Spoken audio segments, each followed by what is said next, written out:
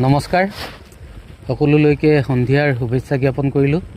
আমি সকলোৱে জ্ঞাত যে যোৱা 11 বহাগ তাৰিখে নলবাৰীৰ ভাস্কৰজ্যোতি বিহু দল এটি দুৰ্ঘটনাত পতিত হয় আৰু সেই দুৰ্ঘটনাতে অসমৰ এগৰাকী আগশাৰীৰ বিহুৱতী তথা নাগাৰা নামৰ পাঠিকা নিশামণি হালৈয়ে অকাল মৃত্যু ঘটে।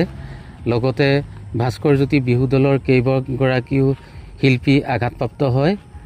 আমি জাচিংফা সাংস্কৃতিক গোষ্ঠীৰ তৰফৰ পৰা নিশামণি হালৈৰ আত্মাৰ সদ্গতি কামনা কৰাৰ লগতে ভাস্কৰজ্যোতি বিহু দলৰ যিসকল আঘাতপ্ৰাপ্ত হৈ চিকিৎসাধীন হৈ আছে তেওঁলোকৰ আশু আৰোগ্য কামনা কৰিলোঁ।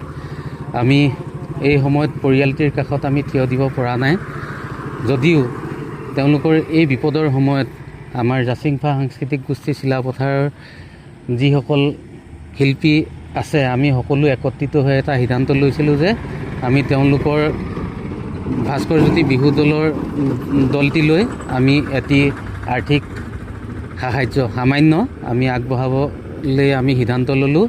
আৰু আমাৰ এই ভিডিঅ'টি কৰাৰ উদ্দেশ্য হৈছে আমাৰ এই প্ৰয়াসত যাতে অসমৰ বাকী বিহু দল বা বিহুৱা বিহুৱতী অন্যান্য শুভাকাংক্ষীসকলে উৎসাহিত হৈ এই বিপদৰ সময়ত তেওঁলোকৰ ওচৰত যাতে এটি সহায়ৰ হাত আগবঢ়ায়, আমি তাৰেই কামনা কৰি ভিডিঅ'টিত প্ৰস্তুত কৰিছোঁ। আৰু আমি আমাৰ দলটিৰ তৰফৰ পৰা আমি আজি যিটো ভিডিঅ' আমি প্ৰস্তুত কৰিছোঁ সেই ভিডিঅ'টিৰ লগতে ভাস্কৰজ্যোতি বিহু দলৰ নেতৃত্বত থকা উদ্দীপ্ত কলিতাৰ QR কোডটো আমি সংযোগ কৰি দিছোঁ। এই QR কোডটোতে আপোনালোকে যিসকলে ইচ্ছা কৰে তেওঁলোকলৈ আৰ্থিক সাহায্য আগবঢ়াব পাৰিব। ধন্যবাদ।